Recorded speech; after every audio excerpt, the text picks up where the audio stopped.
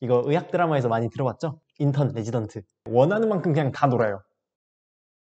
오늘은 무슨 얘기를 해볼까? 의대생 준. 안녕하세요, 의대생 쭌입니다. 오늘의 이야기는 의사 그리고 전문의가 되는 방법에 대해 말해보려 해요. 의대 커리큘럼이나 인턴, 레지던트 같은 단어들을 잘 알고 있으면 제가 나중에 의대 관련 얘기를 할 때 더 이해가 편할 것 같아서 가볍게라도 알려줘야겠다라고 늘 생각을 하고 있었거든요. 그리고 친구들한테 자주 듣는 말이 있어요. 너 과는 정했어? 레지던트는 언제 해? 이런 얘기들을 진짜 많이 듣는데 오늘은 이런 의사가 되는 방법에 대해 짧고 가볍게 정리를 해볼게요. 그러면 이 질문들에 대해 답을 알게 되실 거예요. 우선 의대는 크게 두 가지로 나뉘어요. 일반적인 의과대학이랑 의전원이라고 불리는 의학전문대학원이에요. 이거 의전원은 나중에 말씀드릴게요. 이 의과대학은 졸업까지 6년이 걸리는데요. 예과 2년 그리고 본과 4년의 과정을 거쳐야 합니다. 예과는 의예과, 본과는 의학과로 과 자체도 나뉘어져 있답니다. 그래서 예과 때는 의학을 배우기 위한 기초 지식인 기초 화학이나 아니면 생물 같은 것들을 배우고 아니면 일반 과에서 배우는 교양 같은 거 있죠. 교양도 배우고 저희 학교 같은 경우에는 의사의 기본 소양을 배우는 그런 과목들도 배웠어요. 하지만 예과는 이런 걸로 유명한 게 아니죠. 예과는 자기 개발을 하기 좋기로 유명해요. 왜냐면 학점에 크게 신경을 쓰지 않아도 되기 때문인데요. 예과 때는 본과로 진급할 수 있는 요건만 맞추면 되는데 저희 학교의 경우 평균 학점이 2.0만 넘으면 진급이 가능했어요. 게다가 본과로 넘어오면서 학과 자체가 의학과로 바뀐댔잖아요. 그래서 예과 성적이 그다지 의미가 없어지는 거죠. 그러다 보니 어떻겠어요? 학생들이 학업 스트레스를 받지 않고 놀았죠. 엄청 놀아요, 진짜. 엄청 놀아. 원하는 만큼 그냥 다 놀아요. 그래서 다른 학과 애들은 의예과를 예래기라고 부르기도 하더라고요. 뭐의 줄임말인지는 다들 아시겠죠? 물론 요즘에는 예과 성적을 나중에도 포함시키는 추세라고 해서 옛날보다는 덜 논다는데 그래도 본과보다 훨씬 편한 건 변하지 않는 사실이에요. 그리고 본과 때는 드디어 의학 지식을 배우는데요. 해부학이나 생리학, 생화학 등 기초적인 학문을 배우는 본과 1학년, 임상적인 내용, 질병 등을 배우는 본과 2학년, 이렇게 본과 1, 2학년 동안 이론적인 내용을 배우고요. 본과 3, 4학년에는 각 과들을 돌아다니면서 실습을 해요. 그래서 여러 과를 돌아다닌다 해서 폴리클리닉, PK라고 불린답니다. 어원이 영어가 아니라 독일어여서 클리닉의 C가 K로 바뀌어서 PK라고 불린다고 하네요.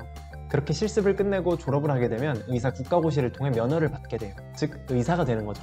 이 상태의 의사를 일반의 GP라고 불러요. 그리고 의사라는 의미에서 Medical Doctor, MD라고도 부르고요. 그렇다면 처음에 말했던 의과대학 말고 의전원, 이 의전원은 어떤 학교일까요?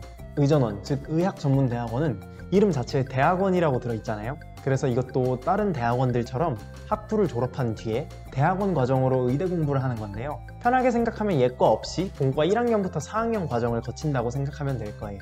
지금은 거의 없어져서 차의과대학 정도만 남아있다고 알고 있고요. 또 비슷한 제도로 의대 편입이라는 게 있는데요. 이 또한 다른 학부를 졸업한 뒤에 의과대학으로 편입을 오는 경우를 얘기합니다. 이것도 예과 없이 본과 1학년부터 학교를 다니게 되는데요. 저희도 예과 시절 정원은 80명이었는데 본과 1학년이 되면서 40명이 추가로 편입으로 들어와서 120명의 총원을 갖게 되었어요. 이 의대 편입도 의전원처럼 많이 축소됐다고 하는데요. 연세대도 지금은 편입이 다 사라져서 120명을 처음부터 뽑고 있어요. 그래서 여기까지가 의사가 되는 과정이었습니다. 의대생 준. 그렇다면 그 뒤 과정에 대해서도 간단히 알아볼까요? 의대를 졸업하고 나면 추가로 인턴이나 레지던트 과정을 거쳐요. 이거 의학 드라마에서 많이 들어봤죠? 인턴, 레지던트. 왜 이 과정을 거치냐? 의사가 되긴 됐는데 아직 진료 경험이 많이 없어서 햇병아리잖아요, 햇병아리. 그래서 개원을 할 수 있음에도 더 수련을 받는 거예요. 물론 바로 개원을 하는 분들도 있고 그래요. 아무튼 인턴 레지던트는 병원에서 임상 수련을 받는 단계라고 생각하면 되겠습니다. 우선 인턴은 1년간 진행되고 2에서 4주마다 과를 돌면서 여러 과를 경험하고 배우는 시간이에요. 뭐 말은 이렇게 하지만 병원에서 일하는 사람 중에 가장 쪼렙이라서 결국 대부분의 힘들고 귀찮은 일들을 맡아서 하게 되는 기간이라고 할 수 있어요. 그래도 여러 과를 도는 만큼 자기에게 맞는 과가 뭐고 안 맞는 과가 뭔지는 알 수 있게 되죠. 이렇게 인턴 과정을 끝내가면 인턴 막바지를 흔히 말턴이라고 부르는데요. 이쯤에는 자기가 원하는 과에 전공 지원을 하게 되고 합격한다면 해당 과에서 레지던트 과정을 밟게 됩니다. 레지던트는 과마다 달라서 3년인 과도 있지만 대부분 4년 동안 진행을 해요. 4년 동안 해당 과에서 전문적인 지식을 배우는 과정인데요. 이렇게 4년 동안 그 과의 전문가가 되는 거죠. 이렇게 레지던트 과정을 끝내고 나면 자신이 전공을 한 과의 전문의 시험을 보게 됩니다. 그리고 이 시험에서 합격을 한 경우 해당 과의 전문의가 되는 거죠. 정리하자면 앞의 인턴, 레지던트 과정을 합쳐서 전공의라고 하고요. 이 과정이 끝나고 시험에 합격을 하게 되면 전문의가 되는 거예요. 전문의가 된 이후에는 개원을 하거나 월급을 받아서 일하는 페이닥터가 되거나 계속 병원에 나와서 더 세부적인 분과를 배우는 펠로우 과정을 밟는 경우가 대부분이에요. 물론 그 외에도 기초연구 쪽으로 가거나 창업을 하기도 하고 의학 전문 기자가 되기도 하고 제약회사에 들어가는 등 진로는 정말 다양하답니다. 의대생 준. 이 와중에 남자라면 국방의 의무도 빼놓을 수 없겠죠. 의사 면허가 있는 상태라면 군의관이나 공중보건의사가 될 수 있어요. 군의관은 군대 내에서 진료를 하는 의사이고 공중보건의사는 의료 취약지인 농어촌이나 무의촌의 보건소에서 진료를 하는 역할을 합니다. 둘 다 장교로 간다는 장점이 있지만 아주 치명적인 단점이 존재해요. 그게 바로 복무기간이 무진장 길다는 건데요. 60년 전에서 하나도 바뀌지 않은 38개월, 37개월의 복무기간을 가지고 있습니다. 어느새 사병 복무기간의 2배가 넘는 3년이 넘는 시간이죠. 다 정리해서 20살 학생이 재수없이 의대에 현역으로 입학했다고 해볼게요. 그렇다면 예과 2년, 본과 4년, 인턴 1년, 레지던트 4년 총 11년이 지난 31살에 전문의를 따게 됩니다. 거기다가 남학생이다?